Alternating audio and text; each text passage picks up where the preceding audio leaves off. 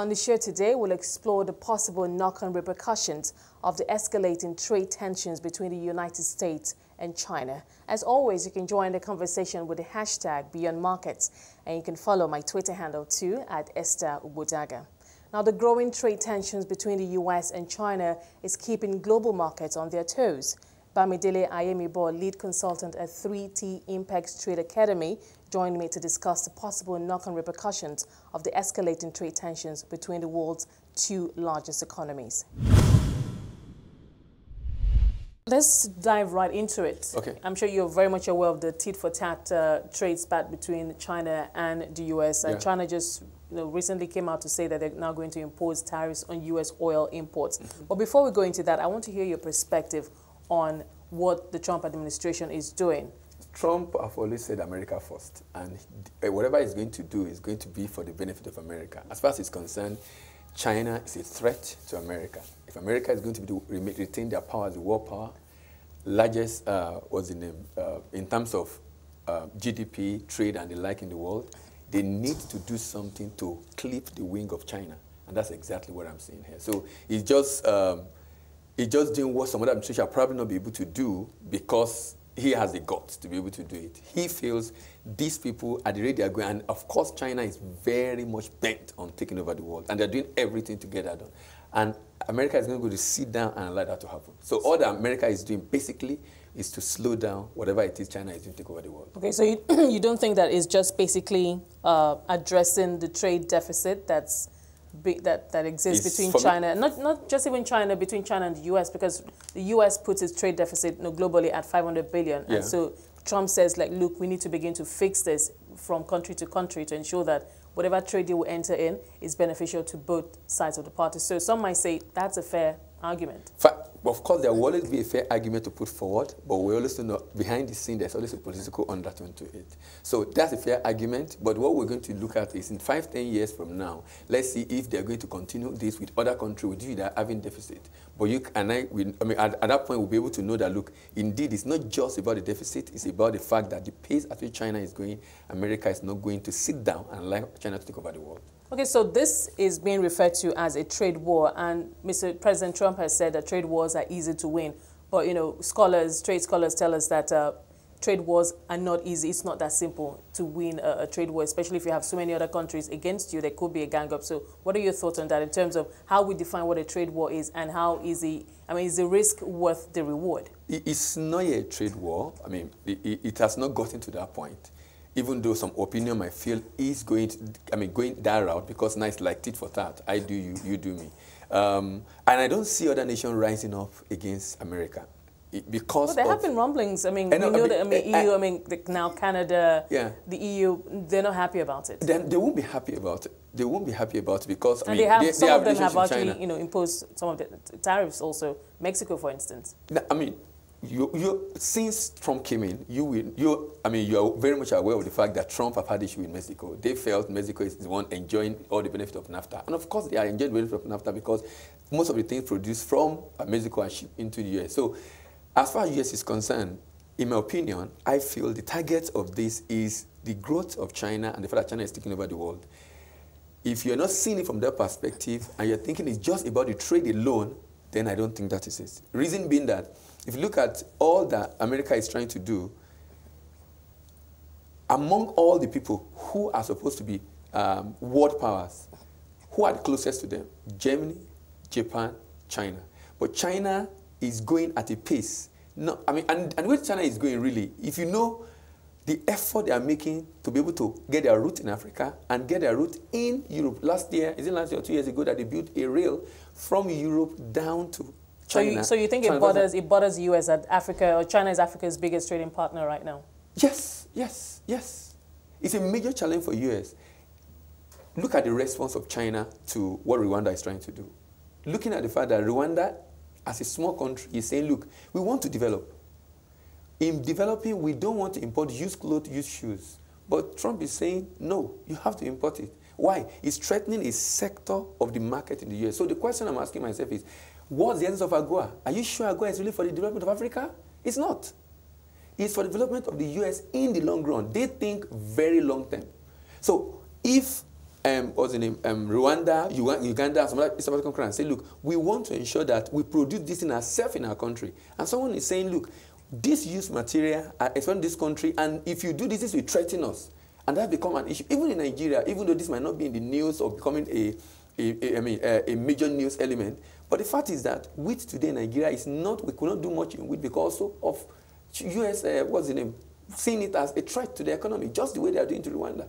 So now they've pulled them out of AGOA. Why? Because we felt we want to take our destiny to our hand and move and produce ourselves. Okay, and so you think, President Trump has been a little hypocritical about it. I mean, talking about the fact that every trade deal must benefit both parties. Exactly. Whenever, look at EPA, we might think we benefit us, that economic partnership agreement, AGOA we think will benefit us. None of them are going to benefit us. In the long run, they think 30, 40, 50 years down the line, we are looking at now.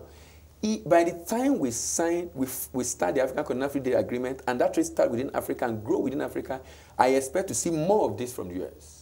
If Trump is still there, I expect to see more of this from the US. Because it's going to make a lot of Africans to be self-dependent. We're going to trade a lot among ourselves. We're going to grow beyond the 80% we're trading among ourselves now. And of course, other nations are going to react because they're going to affect them. They're not going to sit down lying low. They're going to react to it. Even though they won't be able to say much now when we sign the African Continental Agreement, because what they're doing now, in my opinion, is that going through the back to see that some countries did not sign. Nigeria did not sign, South Africa did not sign, and some other countries did not sign. And they want to ensure that remains.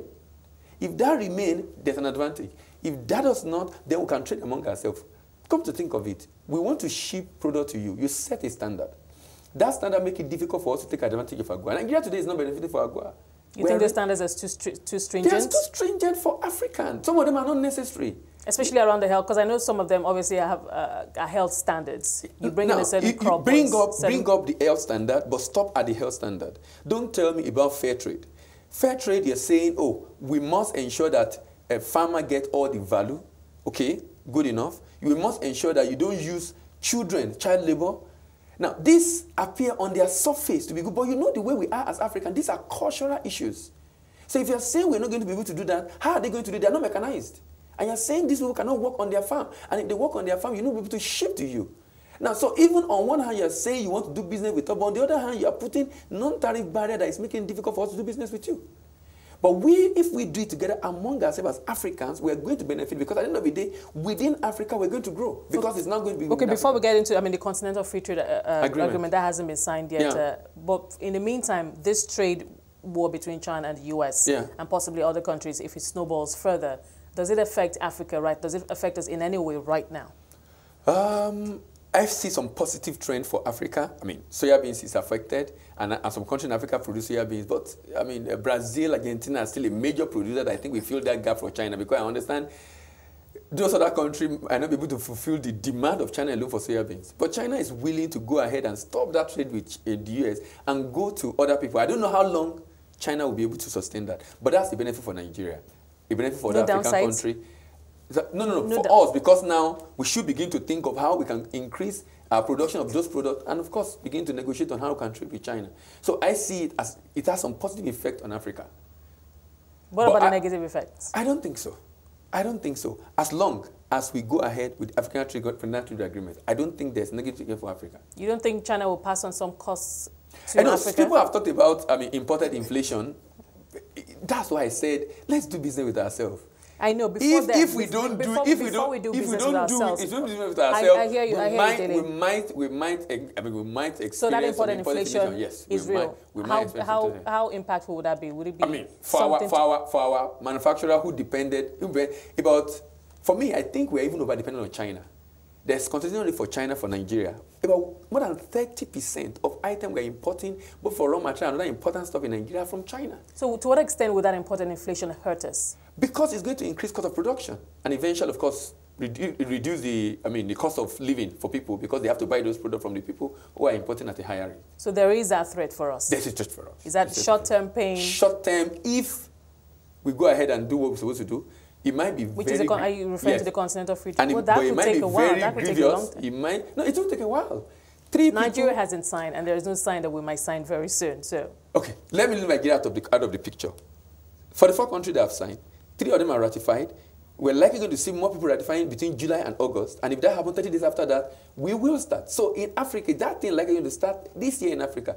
Nigeria, I will be surprised Nigeria does not sign. With all that have been happening in recent time with the Nigerian negotiation working around the country, trying to talk to people, and the response, I've been in two sessions of that conversation, and the opportunity for Nigeria is humongous. Yes, but the major issue is, from looking at the deal, is that there will be short-term pain because we're going to throw African countries, including Nigeria, hear me out, will throw their borders open. Cheaper goods are going to come in. You know that we're in a high interest rate environment. Our manufacturers struggle to get, have access to credit. They produce at not very competitive prices compared to the goods that are going to come in. So, and we also hear that there will be loss, that short-term pain. So are we willing, Nigeria and other African countries, are they willing to withstand that short-term pain and have the patience to wait it out? Because I understand that there will be benefits in the long term from this Continental Free Trade Agreement. Now, from what you're saying, you're assuming that goods are going to come in from outside Africa into Africa. Within Africa? Within Africa. So who are the people? Cheaper goods from within Africa. Who are the people? Egypt, South Africa, Algeria, Nigeria, Algeria, South Africa, Egypt, and Morocco. These are the top African economy. I check them out and look at their top export. Their machines, ores, and minerals. Top export of those countries. So what are we afraid of? If you check the top export of the people we are afraid of. Top export? Well, what about the others? I mean, it's going to be, we're trading amongst ourselves. Yeah, it's not so just the top what I'm saying is that at the end of the day, we're looking at the volume. In terms of volume of what these people are going to ship to us, I'm not sure we're going to feel the impact the way we're thinking about it. Okay. I'm not sure. And do you know that that agreement have a 10% area, no-go area for us, where we can say, look, this item are not coming to Nigeria. So we have area. You think that 10% will be able to protect? Exactly. We can protect. We can. In fact, the issue is asking us, you decide the area you don't want. There is no go area for Nigeria. It's like agree. We are trying to do agree. So agricultural related products should not be allowed. So we can say that the area will not allow products coming to Nigeria. Out of all the about 5,000 plus HS code in the world, Nigeria traded about 800 plus HS code, and we're saying only. We're saying have 10%. 10% of 5,000 is about 500 plus. So we really have what is called safeguards for Nigeria, apart from the rule of origin that we have. So I don't think our fears are real. So how do you see going forward now? How do you see what's happening now? We don't know how it's snowballing. We don't know what the shape it's going to take and how this whole scenario will end. I'm talking about the trade spat with China, okay, and if it could get bigger. So how do you see, what do you see with the future of trade, the global, the developed economies, and with Africa? We expect it to slow down. We expect it to slow down. Protectionist has never benefited in the country. That was Bamidele Ayemibo, lead consultant at 3T Impex Trade Academy. We're continuing our discussion on the escalating trade tensions between the U.S. and China. Bamidele Ayemibo, lead consultant at 3T Impex Trade Academy, joined us for that. Let's pick up from where we left off. Right. We talked about China and China's growing power in the geopolitical space, and especially around trade. Okay. But let's talk about China's trade relationship in Africa. We've seen China make several inroads into several African countries, and they're focusing a lot on infrastructure development for the African continent. There's also, of course, trade between many African countries. But there are mixed views on China's relationship with Africa. Many people still do not understand China's big picture for Africa, or China's end game, as some have put it. But what is your perspective in terms of the way China has been engaging African countries? Now, if you look at international business generally and studying culture issue by some experts, it's been discovered that the Asians have long-term view, much more than the West. Long-term view. And China is demonstrating this seriously. So they think about stuff in the long term. So they're giving loan of many years with moratorium of many years and investing heavily because they can see far ahead based on the way they're going. This is not going to continue forever. We're going to slow down at some point. We still need to earn income. Many years down the line when this begins to happen, they have source of income from a lot of nations. And because this investment in these nations are not free, as they're giving those investments, they're also putting their roots in your country. So, for example, if they are going to do those infrastructure in your country, they are also bringing their people to be the one to do those transactions, to do those building of those infrastructures. Now, those people are not just going to come. From experience, I mean, I get to meet a lot of these people, see a lot of people in Nigeria. When they come to start by building the infrastructure, but they don't get to leave. When they are leaving, or if I thought they will leave, they set up a business that will enable them to begin to trade, importing the product into Nigeria and exporting commodity out of Nigeria. So they are looking beyond just building infrastructure. So when they are building infrastructure, beyond the building of infrastructure, which will benefit in the short term, are going to pay back those loans and pay back the interest. But the money also for the money being paid to the people that are doing the job are from the Chinese people. Number one. The Chinese people come into this country, when they come in, they build their root here and they start doing trade. So they don't just go back. So they create market for Chinese products to come into those countries. And they look for commodity to ship to their country. So they're not doing it just because they're for Christmas, but they are looking in the long term. Okay, because the argument, that conversation continues around whether or not China is a friend or foe to Nigeria. What is your response to that? I won't see them as foe, because, I mean, they're putting something on the table, and we're enjoying whatever it is they're doing, but they just want to look for other way to do business. Considering it's like also, it seems as if they've probably seen what is happening with US that will happen. Okay, but if down the line we're able to get the Continental Free Trade Agreement right, and we begin to Africa begins to trade amongst itself, and we increase, trade volumes, and and we are able to industrialize, as it were, where does that leave China's plan? That's why I said all these developed nations, at the end of the day, if we rely on them, on their aids and support, we are going nowhere. So, African Trade Agreement is going to hinder China impact naturally. There's nothing they will do about that. What I see them eventually doing is to be able to be relevant in Africa, is to see how they can begin to support us with machinery and raw materials, rather than bringing in finished product.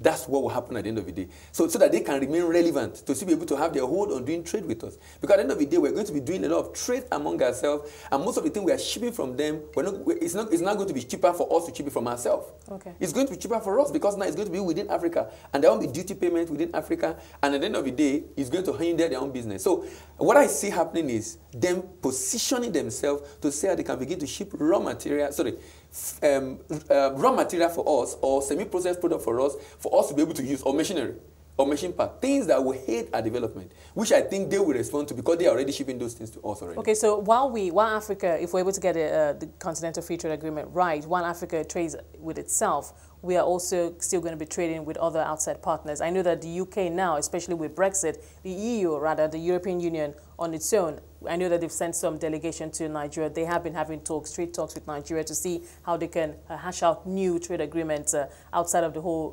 Brexit scenario, and of course the UK on its own. So I'm thinking, so what would our trade relationship look like? The kind of trade deals. What kind of trade deals will we be signing with such countries? The UK on the one hand, EU on the other hand. EU already have economic partnership agreement on the table. Many countries, Nigeria still objects to that. Yes, have signed. Which was the issue I had with people saying we should not sign African Continental Free Trade Agreement. EU objective is clear. Their populations are aging. They are looking at some years down the line, and that they need to begin to look for places to produce for themselves. So when EPA is signed, they will be able to produce here and ship to those places free of charge, because they need production centers around the world. It's done already in Malaysia. That's one of their major objectives.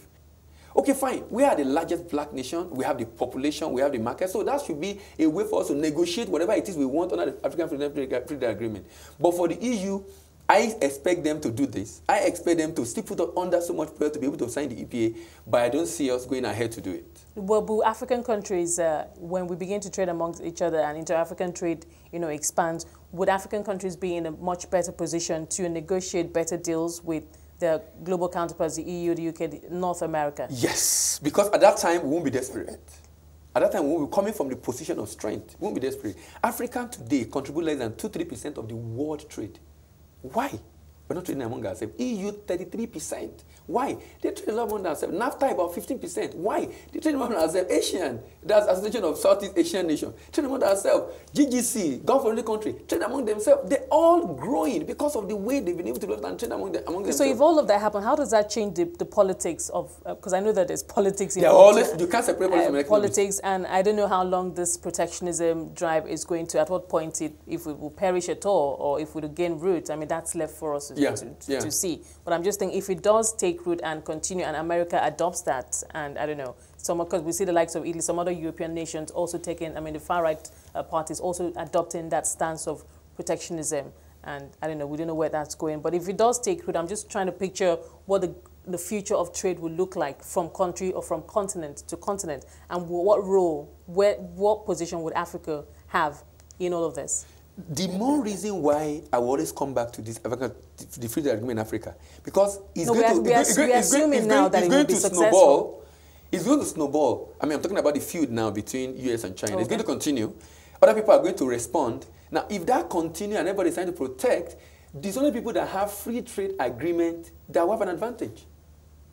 Those are people that will have an advantage because now they have markets to see sell. You don't see a situation where there are more countries that are into that have the protectionism policy more than those who don't. You don't think that because of that number, it will make it difficult for those who don't adopt that policy to have a bigger share? If other people are trying to protect themselves, you join group, association, agreement and arrangement that help you to be able to continue trading. Because the whole essence and it will be enough, even though those numbers are Africa is 1.2 billion, and it's expected to grow more. It's going to. Sometimes we don't see when the Westerner presents some things to us, we don't try to read between the line and see beyond what they're trying to present. Whenever they are presenting anything to us, if we are going to gain 2, they are going to gain 8. But they do it in such a way that it's so covert, you don't get to see it. So at the end of the day, if the protectionism continue, those that have good agreement among themselves begin to. Africa is a very huge market. In fact, for me, to make us begin to think of more and more things we can do within Africa, and explore the opportunity in Africa and grow within Africa. So that we are currently doing about 80% trade among ourselves. We can grow that. So we have huge potential for growth within Africa. Assuming that we employ, I mean, we have the required amount of foresight, because from what I get, from what you've been saying, lack of foresight has led us to where we are. Yeah, because we think we are just the way Nigerian states are so dependent on Abuja, even though they have potential to be reliant, is the same way African nation is relying on aids. But the aid does not come ordinarily. The agreement does not come ordinarily. Even some of these things that we see, what's the name? Immigration programs that make Nigeria to be flocking those countries does not come ordinarily. They all have objective. If they take all the brain out, it keeps you small. Because it keeps you small, then you remain the market to just buy what they're producing. So they are all strategy. Only that on the surface, it looks interesting. It looks as if it's going to benefit you. But if you look deeper into serious implication of that, in the long run, it's not going to benefit you. So do you see Africa being a world trading, a global power, a global force? Yes. We're going to grow. If EU can grow trade to 33%, and majority of that is within the EU, 28 nations. Africa is 54, 55 nations. 28 nations doing that much. Do you know what we can do? Because at the end of the day, we wake up to the reality of what we need to do to be able to, go to trade. In fact, for me, I think it's going to make us wake up. Do you know, even with the ETLS in West Africa, we're not able to do much with the Francophone countries because they are tied to their colonial master France. But with African Trade Agreement, we have more options for Nigeria, more options. And so what we've been doing now, our truck going on to East African, Central African country, and there's so much issues on the way, this will stop. It will stop because this African Trade Agreement incorporate in it arbitration. If we sign this agreement and I have issue in your country, I'm going to go to the arbitration and complain. You don't see obstacles to this? What are the potential obstacles? That's why they've for the first time, an agreement incorporate arbitration in it.